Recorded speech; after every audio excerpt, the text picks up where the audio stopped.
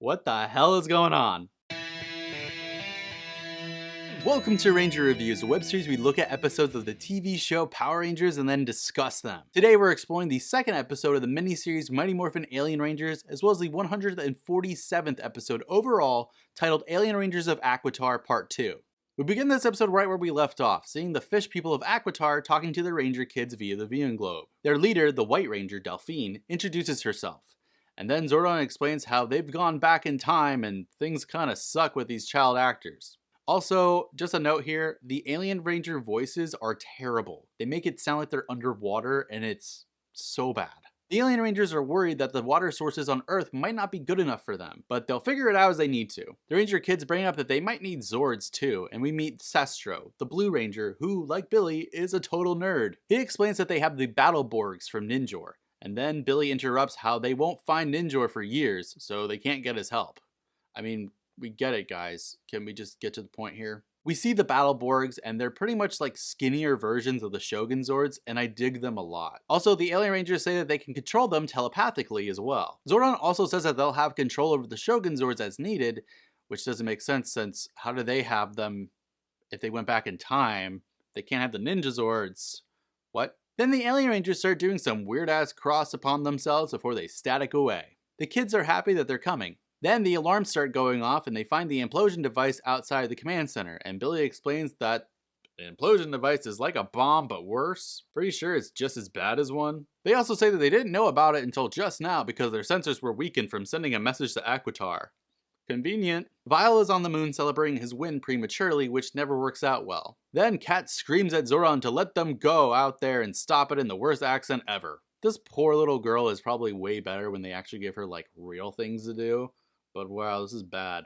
Anyways, Alpha is going to go out and handle it because if he dies, as he says, there will always be an Alpha 6. No, Alpha. I've seen Alpha 6 and it's terrible. Zordon then tells the Rangers that they have to teleport out and go to the beach to wait on the Alien Rangers, and Alpha gives Billy a little mirror that will act as a miniature viewing globe to allow them to contact Alpha and Zordon. Then Aisha asks for Alpha to be careful and that they all love him, and Alpha just teleports them out before he says, "I love you too." That was super sweet. On Aquitar, we see terrible pod structures leaving and going through space. Alpha is outside of the command center and he's shaking while handling the implosion device, and now he's sweating. Then he uses a damn squeegee on his face to get rid of the water. Then he snips a wire and somehow that stops the wick from burning? What? Master Vile sees this and he's pissed that Alpha has succeeded. Then the Alien Rangers rush by, shaking the Moon Squad. Vile sends down Goldar and Rito to see what's going on, so they teleport out.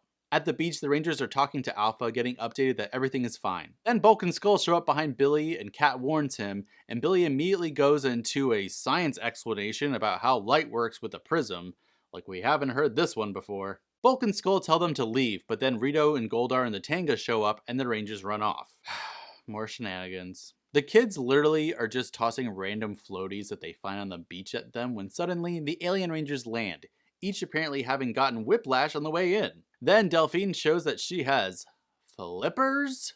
What? Then the Alien Rangers fire something at Rito, Goldar, and the Tangas? The villains disappear and the kids introduce themselves when we learn that the black Alien Ranger is named Corcus, red is Orico, and yellow is Titus. Then the Alien Rangers start touching the children. Tommy then says that they should get home before their parents worry, which raises a lot of questions. Billy says he's going to take the Alien Rangers to the command center, so Tommy has to tell Billy's dad that he's gonna be late. I feel like Billy's dad's gonna be like, okay, who the fuck are you? On the moon, everyone gets ready to move out, and they trample over poor Finster, making him literally flat. What happened when we went to this miniseries? In the command center, the Alien Rangers and Billy have apparently explained literally everything to them. Billy says that they wish there was something more that they could do, and Titus says that the kids will act as their eyes and ears as they get accustomed to Earth. Then the alarms start going off, which freak out the Alien Rangers. On the viewing globe, we see that there are a ton of monsters being led by who I can only assume is Professor Longnose. In town, the kids are walking around and they find out about the monster attack by the police going by. Then in the command center, the Alien Rangers are infused with knowledge about how to operate the Shogun Zords, and Zordon warns them that they will be fighting in the desert far away from a body of water. Whatever, it's morphin' time! We get to see their suits for the first time as they morph, and god, I love these suits.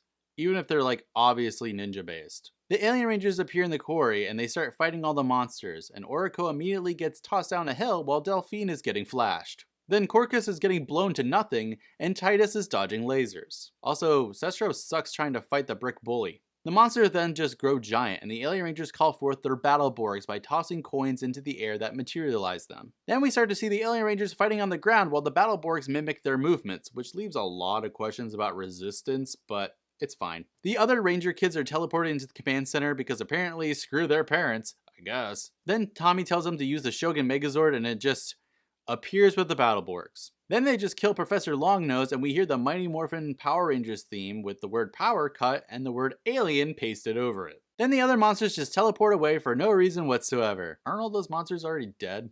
On the moon, Master Vile is screaming about how everyone sucks, and he decides to leave because he hates losing. Goldar then congratulates Zed, and Zed is ecstatic that Vile is gone by screaming, "Yes!" They start to continue what Vile has started. On the viewing globe, a news report is talking about the monsters and the heroes that saved them, and Bulk and Skull show up to tell them about how they were aliens, and no one believes them for some reason. Then the Alien Rangers say that they can't stay indefinitely, and they join hands and yell, "Power Rangers!" like we haven't beaten that horse into the ground enough. Over the credits, we just see random clips from the episode. This episode's fine, only because I like the Alien Ranger suits, and it's nice to see Ranger suits fighting against the monsters again for like the first time in what feels like forever. Seriously, we haven't had good old Japanese fighting in like so long, and god, it's so sweet to see. But other than that, the Alien Rangers themselves are kind of weak, and I don't see how they're going to stretch us out for 8 more episodes, like, at all. So how will next episode fare? Until then, may the power protect you.